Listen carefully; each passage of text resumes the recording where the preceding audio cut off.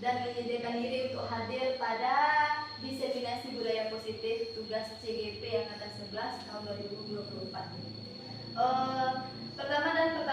Utama sekali, marilah bersama-sama kita ucapkan puji syukur kita kehadiran Allah Subhanahu wa taala yang telah memberikan rahmat dan karunia-Nya kepada kita sehingga kita telah dapat datang dan hadir belajar di sekolah yang kita cintai ini. Selanjutnya, selawat beserta salam kita hadiahkan kepada junjungan kita Nabi besar Sallallahu Alaihi Wasallam yang telah membawa kita dari alam kebodohan ke alam yang berilmu pengetahuan seperti adanya sekarang ini. Baiklah, untuk tidak memperpanjangkan kata-kata mukadimahnya, hari ini saya akan melaksanakan diseminasi budaya positif.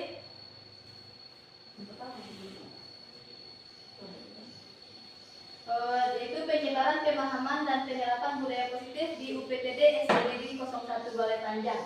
Perkenalkan, saya Hasra Laila Yusuf, SPD, CGP Angkatan 11, Kabupaten 50 Kota, dengan fasilitator Bapak Juniadi SPD dan pengajar praktik Ibu Arwis Juliana SPD. Adapun materi kita adalah perubahan paradigma belajar, disiplin positif, kebutuhan dasar manusia, motivasi perilaku manusia, posisi kontrol restitusi, keyakinan kelas, dan segitiga restitusi. Nah, baiklah, kita akan masuk ke materi pertama, yaitu perubahan paradigma belajar. Nah, pembelajaran dengan paradigma baru merupakan pembelajaran yang dirancang berdasarkan pembelajaran yang terdiferensiasi sehingga setiap siswa belajar sesuai dengan kebutuhan dirinya serta sesuai dengan tahap perkembangannya dengan mewujudkan profil pelajar Pancasila. Maaf ya, Ibu. Kemudian ibu-ibu, kita semua pasti sudah hafal kan apa saja itu profil pelajar Pancasila? Nah, coba kita nyanyikan lah biar semangat siang ini ya Bu. Ya, Bu Yeni memimpin nyanyinya profil pelajar Pancasila. Ayo Bu Yeni. Satu, dua, tiga. Pelajar Pancasila beriman dan bertakwa pada Tuhan yang Esa, berakhlak mulia, berkebinekaan global, gotong royong mandiri, kreatif dan bernalar kritis. Benar kritis ya. Nah, itu adalah 6 profil pelajar Pancasila kita nanti Bu. Nah, 6 profil pelajar Pancasila kita yang akan kita wujudkan nanti bersama beserta didik kita. Lanjut Bu. Nah, selanjutnya disiplin positif. Sebagai pendidik, tujuan kita adalah menciptakan anak-anak yang memiliki disiplin diri sehingga mereka nanti bisa berperilaku dengan mengacu pada nilai-nilai kebajikan universal dan memiliki motivasi intrinsik, bukan hanya ekstrinsik ya. Di dalam budaya kita ini, disiplin dimaknai menjadi sesuatu yang dilakukan seseorang pada orang lain untuk mendapatkan kepatuhan. Kita cenderung menghubungkan kata disiplin ini dengan ketidaknyamanan. Nah, disiplin positif ini merupakan salah satu penerapan disiplin yang bertujuan untuk menumbuhkan kesadaran serta memberdayakan anak untuk melakukan sesuatu tanpa sogokan, ancaman maupun hukuman.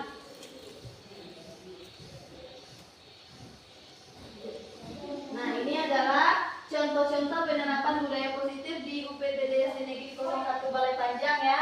Ini siswa berbaris kemudian berdoa juga sebelum masuk, dan ini adalah dokumentasi sewaktu membuat keyakinan kelas di kelas 3. Ini bentuk di dokumen keyakinan kelasnya yang sudah ditandatangani oleh wali kelas 3. Kemudian ini adalah kegiatan Jumat berbagi yang dilaksanakan setiap pagi Jumat. Kemudian pembelajaran dengan memanfaatkan teknologi informasi dan komunikasi. Selanjutnya budaya bergotong royong yang dilaksanakan di lingkungan UPTD SDNegeri 01 Balai Panjang. Materi selanjutnya adalah kebutuhan dasar manusia. Pada dasarnya kebutuhan dasar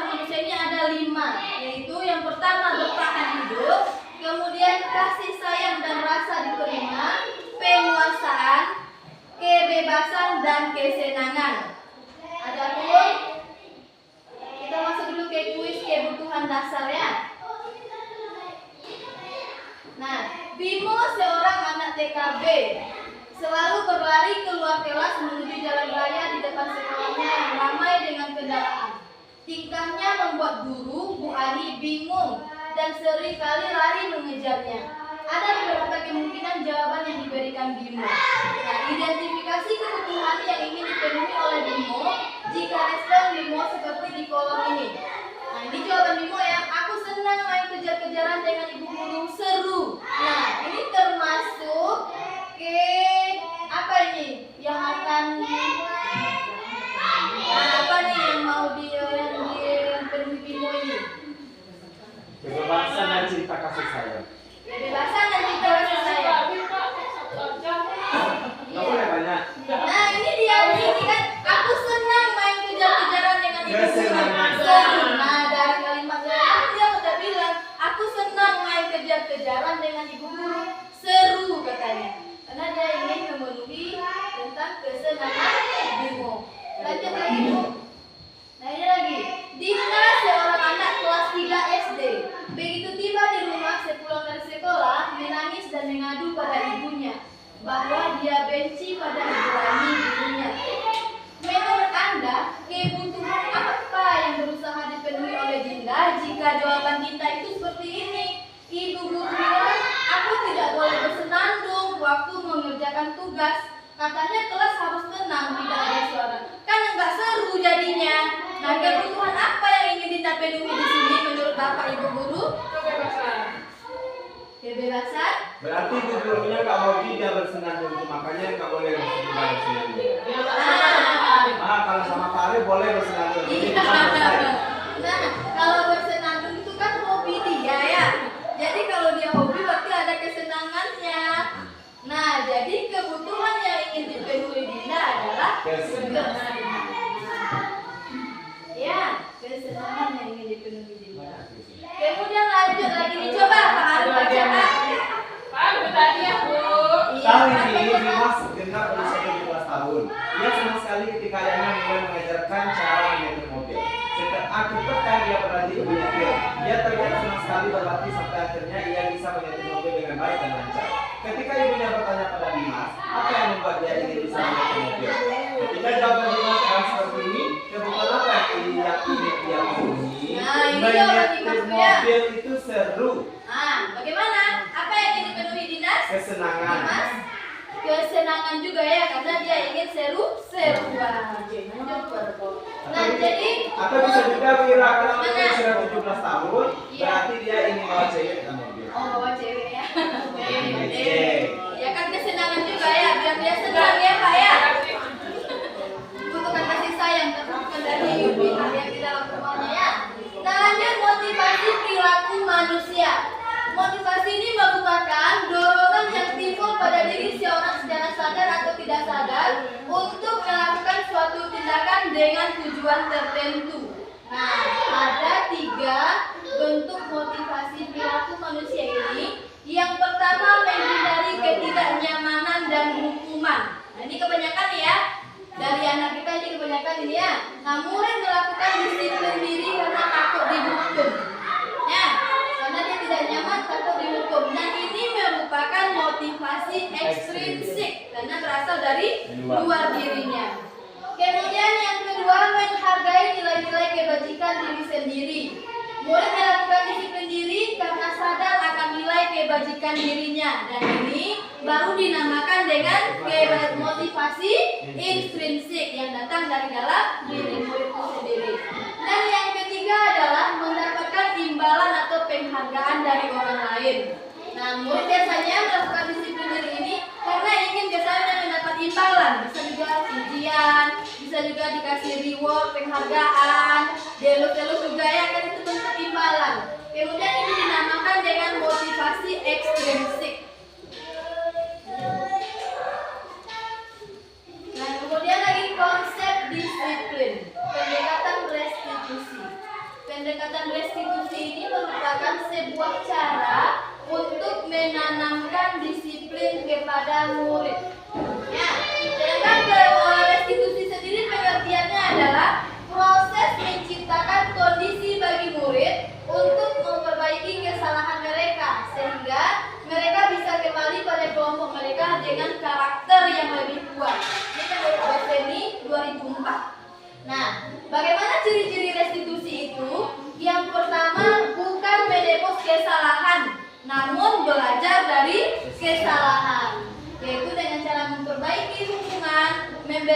tawaran dan bukan paksaan. Kemudian menuntut untuk melihat ke dalam dirinya. Selanjutnya adalah mencari kebutuhan dasar yang mendasari tindakannya melakukan itu. Nah, fokusnya adalah pada karakter ya, bukan pada tindakan yang memuatkan atau bukan pada fokus pada solusi. Next, Bu.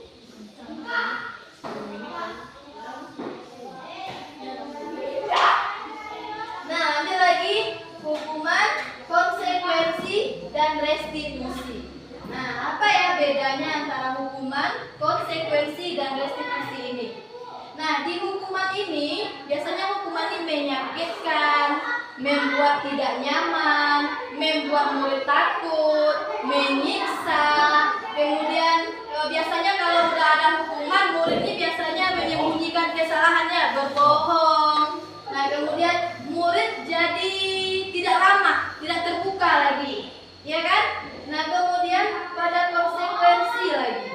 Nah, konsekuensi ini nanti merupakan penguatan jangka pendek, kemudian memerlukan monitoring yang berkelanjutan, adanya stimulus dan respon. Kemudian nanti dengan konsekuensi ini murid menghormati nanti peraturannya, lalu kehilangan waktu nanti jadinya untuk merenungi kesalahan. Nah, selanjutnya ada lagi restitusi ya. Dengan restitusi ini nanti murid nanti bertanggung jawab untuk perilakunya. Kemudian fokus pada pemecahan masalah jangka panjang. Lalu murid menghormati dirinya dan orang lain. Kemudian teori kontrol, dirinya bisa memegang kontrol dan murid juga akan lebih bersemangat. Aduh, kurang semangat karena udah siang ya Bu Ibu.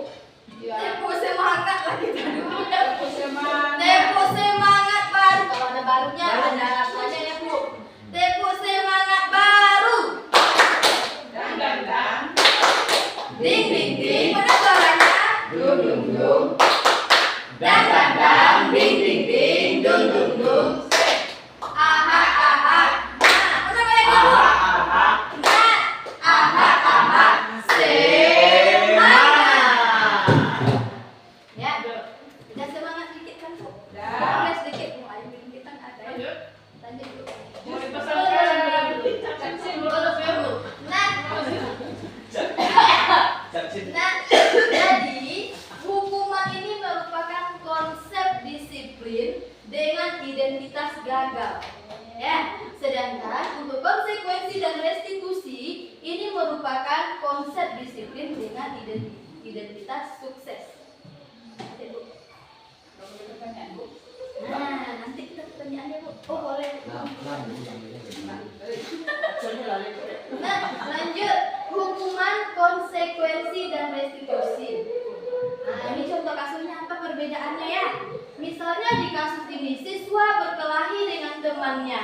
Nah, kalau di hukuman guru nanti akan menghukum siswa tersebut, misalnya membersihkan kamar mandi. Kita pernah ya Bu ya? Ada dulu kita pernah kan? Berkelahi dengan teman, bersihin kamar mandi. Ada kayak gitu kan? Nah, nanti kalau guru marah, siswa juga jadi takut. Itulah kalau hukuman. Kemudian kalau konsekuensi, guru memberikan konsekuensi siswa menulis perjanjian tidak mengulanginya sebanyak 33 kali. Nah, ini contoh tindakan guru ya. Iya, 33 kali ya Pak. Nah, kemudian guru tegas di sini, nanti siswa akan menghormati. Kemudian kalau di restitusi, ini tanyakan dulu sama guru. Guru menanyakan dulu nanti ini keyakinan kelas apa yang telah dirinya buat dulu, kemudian apa yang dilanggarnya. Ya, nanti guru akan membantu siswa untuk menyelesaikan masalahnya.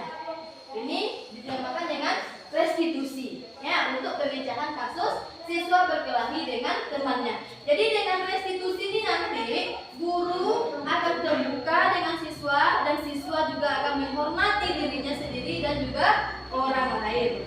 Lanjut kasus keduanya lagi Bu. Kasus kedua.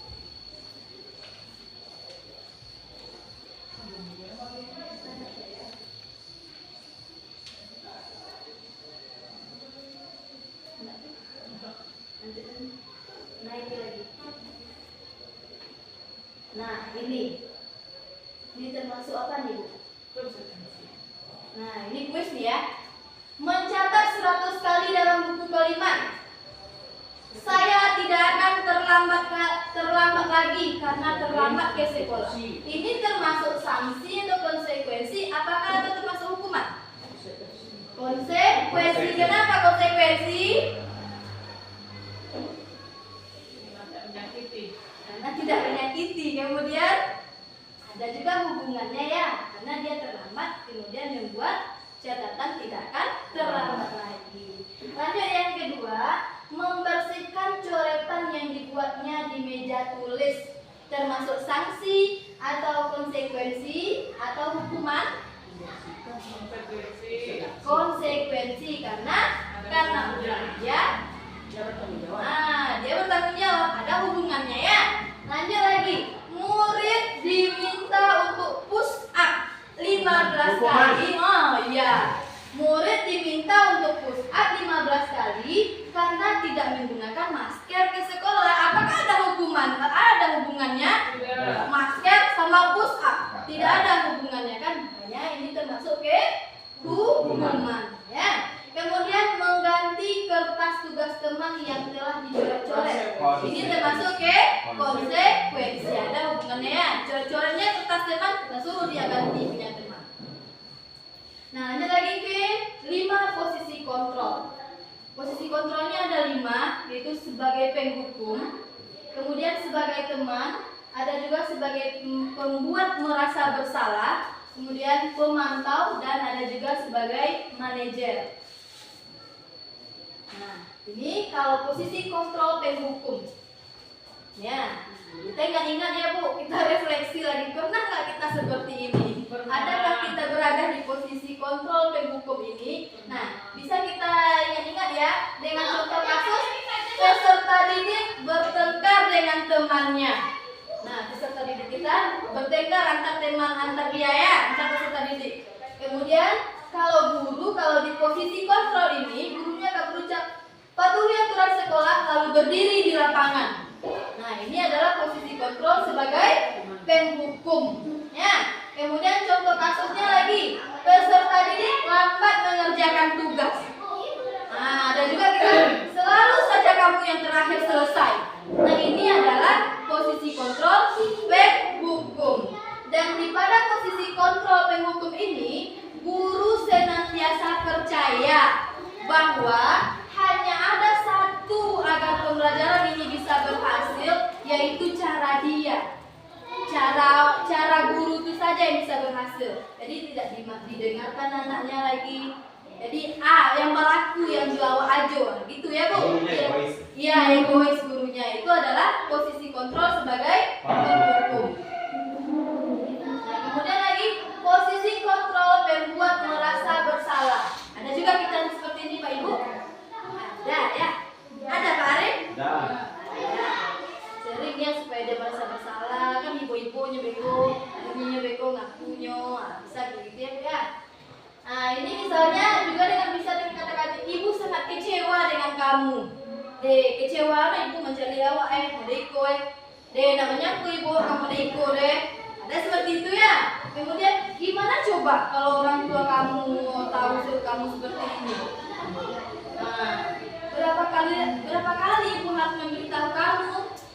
Nah, jadi nanti dengan kata-kata kita seperti ini, ada terbersit dalam hati murid kita.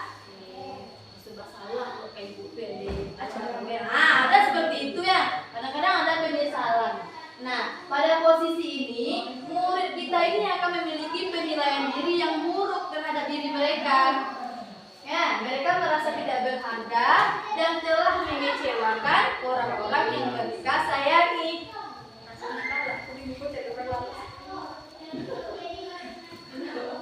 Menyanyi lah kita dulu ya Pak.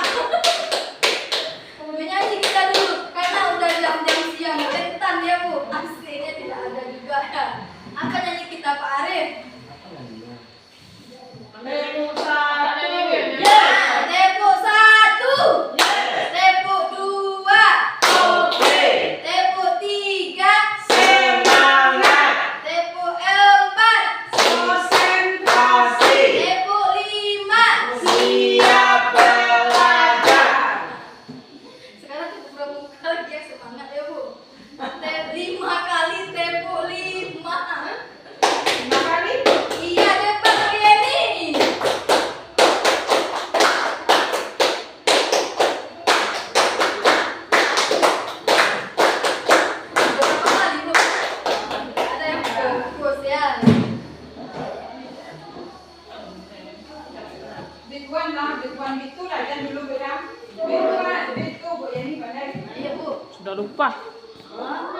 21.43.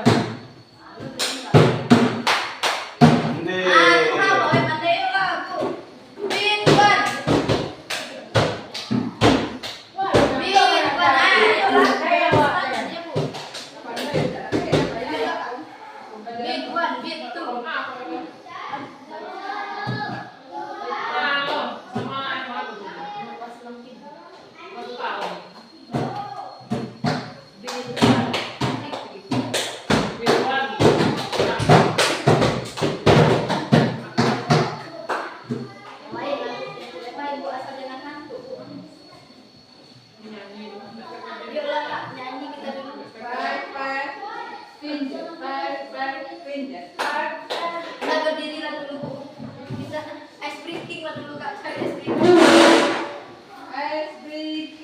Diputar-putar itu aja lah kak, biar untukku semakin apa? Ini udah mulai meninggal kak. Kanan kanan kiri kiri depan belakang. Nggak bisa belum. Ayo next. Enggak bu, kita ada speaking satu bu, biar semangat bu. Putar-putar itu aja lah kak, lebih santai. Tangan di atas. Jadi ice breaking sebelum bahasa ini. Tidak ada minta. Cari speakingnya yang oke. Ice breaking yang update itu ya. Ice breaking sebelum bahasa ini. Yang tarian Iya. betul. Nih ya bu. Mana separuh tuh? Jalan diri kok semuanya.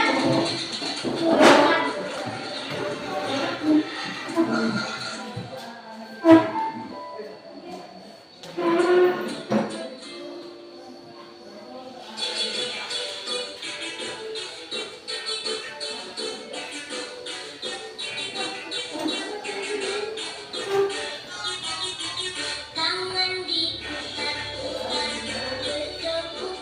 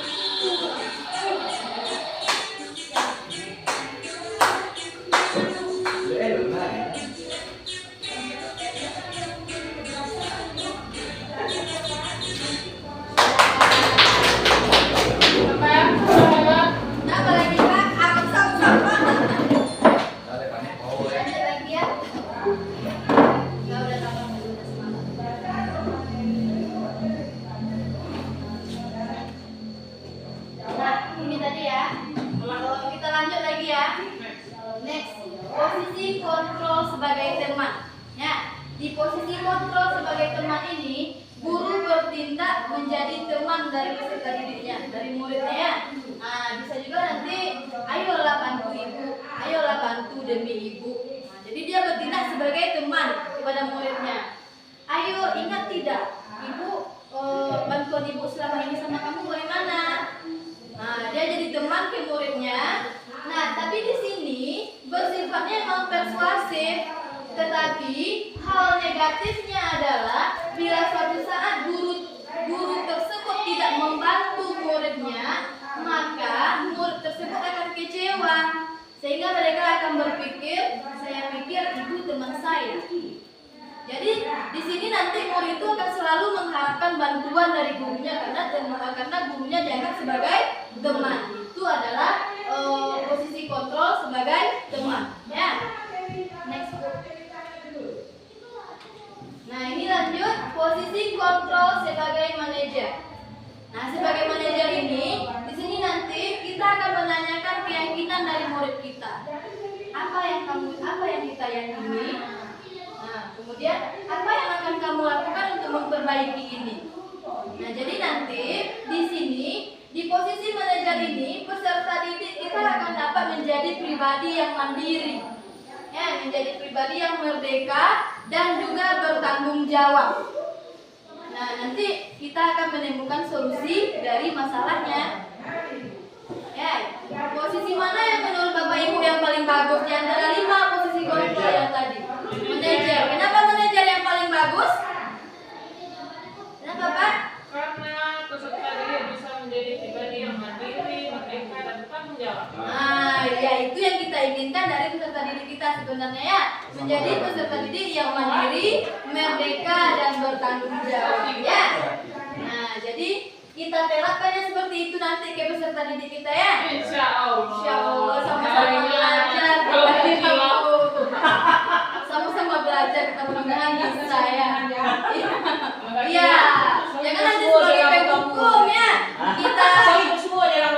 Kita angsur-angsur hilangkan sebagai penghukum, sebagai pembuat merasa bersalah ya. Kita angsur-angsur nanti untuk melaksanakan posisi kontrol sebagai manajer. Nah, lanjut lagi keyakinan kelas. Keyakinan kelas ya. Mengapa keyakinan kelas? Kenapa tidak peraturan kelas saja? Mengapa kita memiliki peraturan tentang penggunaan helm pada saat memakai kendaraan bermotor? Nah, apa nilai kebajikannya? Penggunaan helm? Iya, penggunaan helm saat menggunakan kendaraan bermotor, nilai kebajikannya adalah keselamatan. Ada juga yang tidak berdasarkan keselamatan ya Pak Ibu. Takut dengan polisi. Itu takut dengan polisi ya. Kebanyakan ya. Kebanyakan. Kemudian, mengapa kita memiliki peraturan harus membuang sampah pada tempatnya? Apa nilai kebajikannya? Lingkungannya bersih. Kesehatannya juga, kebersihannya juga ya. Nah, ini adalah kegiatan di kelas 3 kemarin membuat keyakinan kelas. Pertama dulu pas di kegiatan ini dikumpulkan semua peraturan-peraturan yang dimasukkan siswa. Misalnya ada tuh, Bu, harus menyapu, Bu, mengumpul tugas tepat waktu, Bu. Jadi semua yang masukan-masukan dari siswa itu dituliskan dulu semuanya. Nah, setelah itu baru dibuatkan nilai-nilai kebajikan apa yang ada pada peraturan-peraturan tersebut. Nah, setelah itu kemarin ini bersama siswa kelas 3 kami membuat keyakinan kelas ini, kemudian menyebutkan mana yang boleh, mana yang tidak boleh.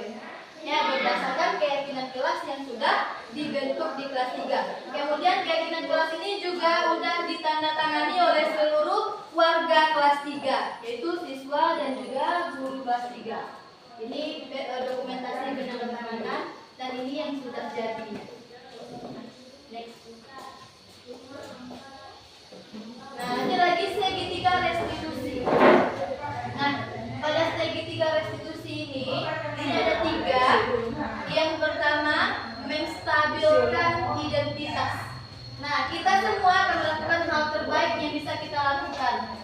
Nah, di sini bisa kita melaksanakan ini, bisa kita ungkapkan kepada anak dengan setiap orang pasti pernah melakukan kesalahan. Kamu bukan satu-satunya yang melakukan kesalahan seperti ini. Ini bisa kata-kata yang kita ungkapkan kepada anak pada menstabilkan identitasnya. Kemudian yang kedua lagi, langkah selanjutnya validasi tindakan yang salah. Validasi tindakan yang salah ini, semua perilaku yang dilakukan anak ini memiliki alasan. Nah, bisa juga kita ungkapkan ke anak, kamu pasti punya alasan mengapa melakukan itu. Bisa kita ungkapkan seperti itu kepada anak ya. Kemudian ada cara yang lebih efektif untuk mendapatkan atau untuk memenuhi kebutuhannya. Kemudian langkah selanjutnya adalah menanyakan keyakinan, yaitu kita semua memiliki motivasi internal. Kita bisa menanyakan kepada anak kita nanti pada tahap ini keyakinan kelas apa yang sudah kita sepakati. Nah, bisa dilanjutkan dengan kamu ingin menjadi orang seperti apa. Nanti akan bersangkutan dengan keyakinan kelas yang telah kita sepakati bersama peserta didik kita. Nah, ini adalah contoh penerapan restitusi. Mau kita praktekkan ini? Ya Pak Arif. Tapi dia Yona nama muridnya ini. Kalau Yono mau. Kita ganti aja Yono ya Pak. Apa aja jadi Yono gitu ya. Silakan Pak Yono. Yono adalah murid kelas 3 SD. Gembira mendapatkan laporan dari guru agama. Ini skenario ya Bu. Ya.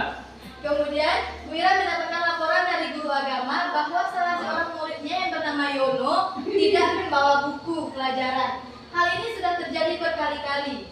Dalam keyakinan kelas 3 yang sudah disepakati, adanya nilai menerapkan disiplin dan tanggung jawab.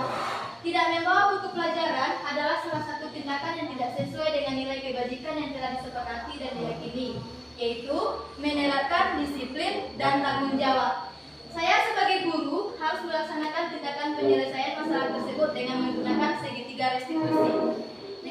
Nah, nanti di sini akan ada percakapan antara saya sebagai guru dan Yono muridnya akan diwakili oleh Pak Arif ya. Nah, dari situ aja Pak, di sini Pak. Sini aja. Nah, di situ aja ya. Assalamualaikum Yono. Waalaikumsalam Bu. Tadi pagi Yono belajar apa? Belajar PAI Bu. Oh, Yono tahu nggak kenapa ibu panggil? Tahu Bu. Tahu. Kenapa? Karena nggak ada bawa buku Bu. Yono ingat nggak? Udah berapa kali Yono nggak bawa buku? Udah 2 kali Bu. 3 kali Bu. Udah 3 kali Yono nggak bawa buku ya. Kalau tidak bawa buku ke sekolah itu termasuk kesalahan bukan? Iya Bu. Iya, baik Yono. Berbuat kesalahan itu tidak apa-apa. Nah, ini untuk menstabilkan identitasnya bisa menggunakan kalimat ini. Berbuat kesalahan itu tidak apa-apa karena tidak ada manusia yang sempurna. Yang terpenting kita nanti bisa belajar dari kesalahan yang kita buat. Iya Bu. Nah, Yono bersedia tidak memperbaiki kesalahan Yono? Sedia Bu. Nah, lanjut lagi kita ke langkah yang tahap yang kedua, yaitu validasi tindakannya. Yono setuju nggak kalau kita cari solusi dari permasalahannya? Setuju Bu. Setuju. Yono sering tidak bawa buku pasti ada alasannya ya. Nah, di sini kita nanti menanyakan alasannya karena kita akan memvalidasi tindakan dari Yono yang tidak membawa buku ini ya. Nah, apa ya alasan Yono tidak bawa buku ke sekolah? Lupa Bu. Lupa. Kok bisa lupa ya? Sering guru-guru memasukkan buku pas berangkat ke sekolah Bu. Karena sering buru-buru ya. Nah, nanti kita akan tanyakan keyakinan kelasnya pada langkah ketiga ya. Nah, tidak membawa buku ke sekolah apakah melanggar keyakinan kelas kita? Iya Bu. Iya, keyakinan kelas yang mana yang Yono langgar? Disiplin dan tanggung jawab Bu. Nah, menurut Yono, disiplin dan tanggung jawab itu penting nggak buat Yono? Penting Bu.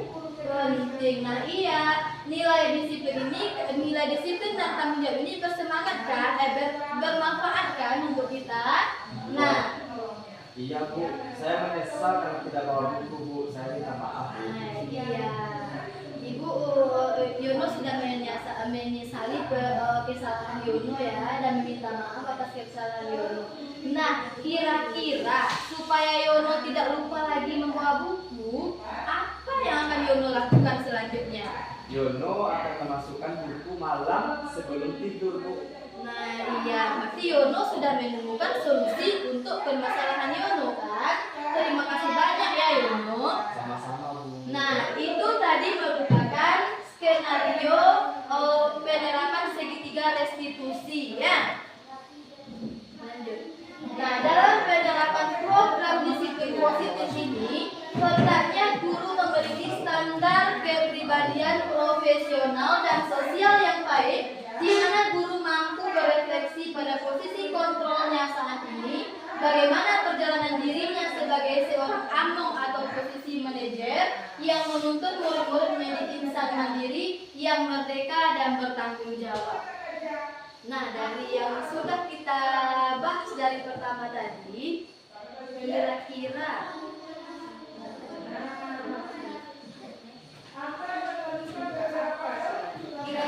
bagaimana pelaksanaan pembelajaran? Onde, kamu Lera, memorimu penuh. Iya. Lanjut. Berapa? 38. Jawaban satu jam. Asli satu lagi.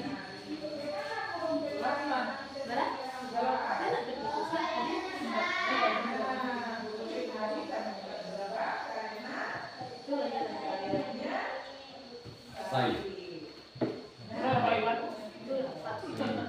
memori penuh, mau nyurah. Maklum Pak, saya sedang kecelakaan. Siap. Udah, ada yang mau ditanyakan tadi Bapak Ibu? Tentang hukuman. Tentang hukuman iya Bu. Apakah benar nanti anak sadar tahu yang salah itu adalah Tahu dulu. kesalahannya itu kalau tidak ada hukuman dia akan menganggap kesalahan itu adalah kebenaran kalau tidak ada hukuman. Maka nanti anak ini akan menganggap Yesus Selalu selalu benar kalau benar tidak ada hukuman. karena tidak Ketahuan ada. guru wajib hukum. Bagaimana Pak Iwan? Ketahuan guru wajib hukum. Iya, tadi kita kan sudah menyimak 5 posisi kontrol ya Bu Awe sebagai penghukum. Tapi sebagai penghukum tadi tidak bagus juga ya Bu. Nah di situ mungkin timbul pertanyaan Ibu, apakah nanti kalau tidak ada hukuman siswa ini akan menganggap nanti tindakannya benar begitu? Dia selalu benar. Nah kita kan sebagai penghukum, makanya tadi Bu, ketika di posisi 5 posisi kontrol ini kan ada tadi yang sebagai manajer. Iya nah Bu, yang sebagai manajer ini kan kita tanyakan ke siswa itu tadi. Nah kita tanyakan, jadi lebih mendasar, lebih dari hati dia ya, lebih dari dalam diri dia menyadari apakah ini perbuatan yang salah. Menyadarinya. Lebih dari ke diri dia, dari dalam diri dia sendiri kesadarannya timbul ya Bu. Makanya yang lebih bagus itu yang posisi manajer. Kalau penghukum kalau tidak ada hukuman, apakah nanti dia akan merasa bersalah, akan merasa benar terus, gitu kan Bu? Nah tergantung juga nanti lebih bagus kan yang diberikan itu konsekuensi. Tadi kan kita udah pahami juga kalau hukuman itu gak ada hubungannya dengan kesalahan mereka kan?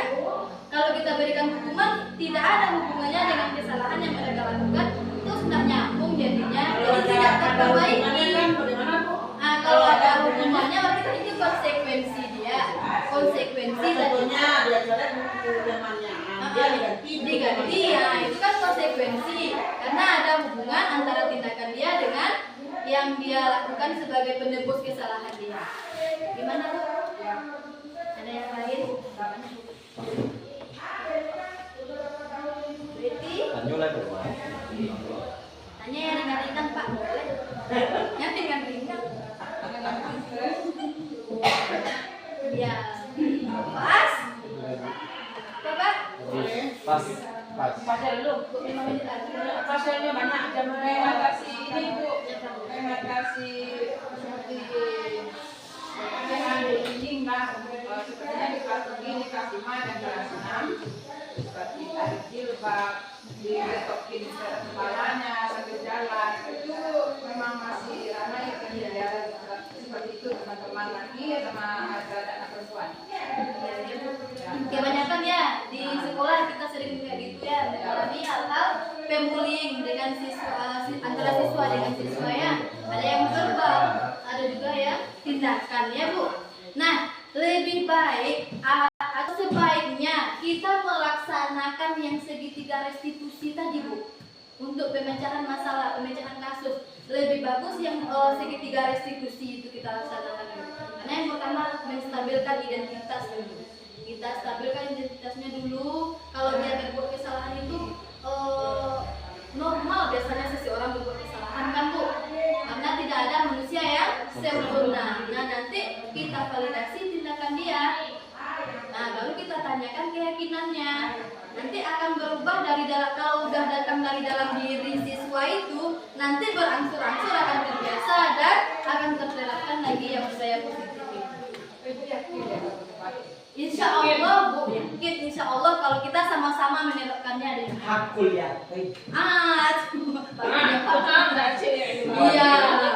Dan tambah lagi. Aku yakin. Iya. Nah, kita usahakan ya Bu, kita coba terapkan ya Bu. Artinya, ayo orang yang beriman. Yakin. Ya. Juga dia. Ayo orang beriman. Iya, itu ya. Yakin Kan apa? teorinya misalkan yang seharusnya kan perlakuan yang harus kita lakukan itu ya Benar, iya.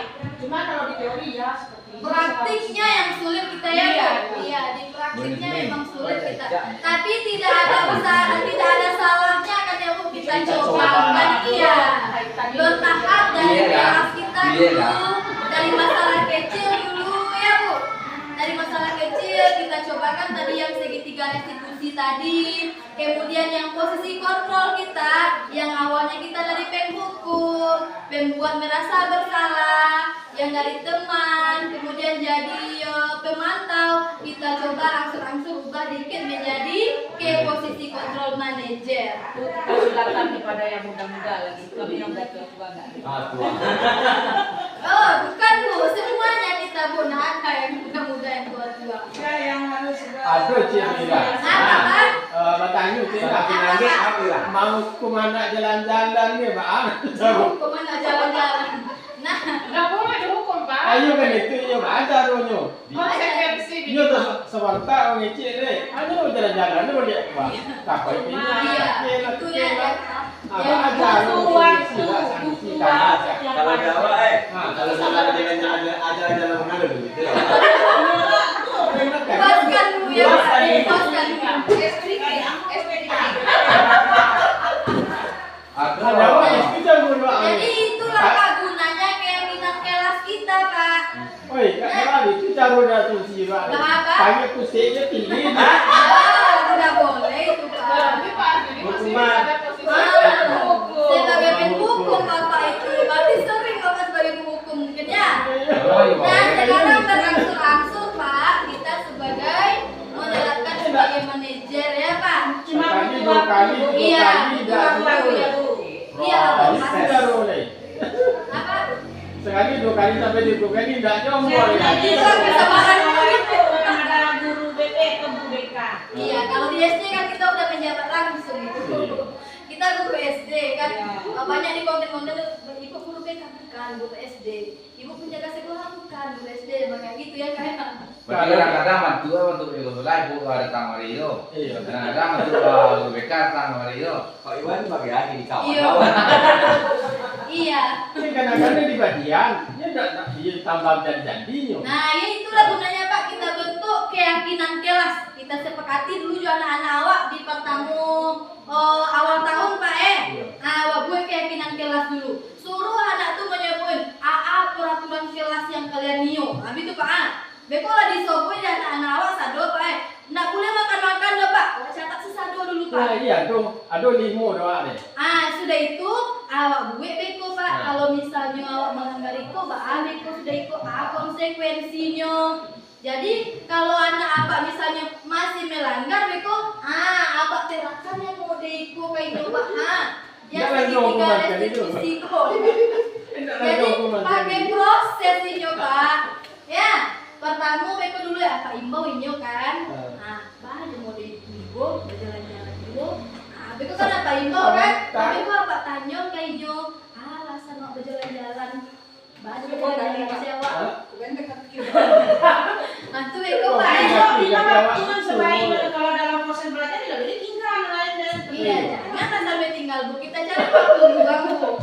cari waktu khusus. Nggak boleh Contoh berjalan seperti yang lain. masalah kasus tadi kan Bu, itu cari waktu khusus itu Bu. Cari waktu khusus. Anak kene itu tapi benar baik Pak. Tapi awak dah sebut itu dia mana Khusus. kau gaduh dia. Ini ada rekam aja. Kalau lah lewat. Dulu ramai dulu aja. Baru dikasuskan. Awak itu dia satu-satu jalan Nah, awak itu itu Bu, dia. setelah itu di mall Oh, ya. dan di provokator ini. Atau ketika yang lain bertugas atau yang pesan dengan aku, itu menyambi ada yang diurai. Atau nanti setelah jam pelajaran kita panggil dia Bu. Kami mau tanya kan Pak, keyakinan kelas, apa lambat keyakinan kelas itu benar, yang mana yang langgar. Itu gini lah Pak. Dia kan dia tahu dijawabnya. Baca oleh supaya orang melanggar itu. Jadi kan dari dalam dirinya munculnya Pak kalau lagi muncul dari dalam diri moga lain berubahnya sesuai keyakinan itu. Nah Pak As, Dengan cara seperti itu apakah sampai tujuan pembelajaran? Nah, itu pertanyaan. Insya Allah Materi nggak sampai daripada baru. tujuan pembelajaran itu di pembelajaran ini di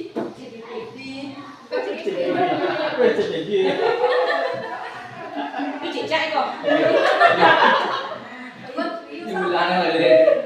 Pak Iwan, nah kalau tujuan pembelajaran itu kan nanti di pembelajaran kita dalam kelas ya Pak. Itu ada pula nanti penerapannya itu. Masuk lagi kita diferensiasi di kalau itu Pak. Yep. Tidak gitu.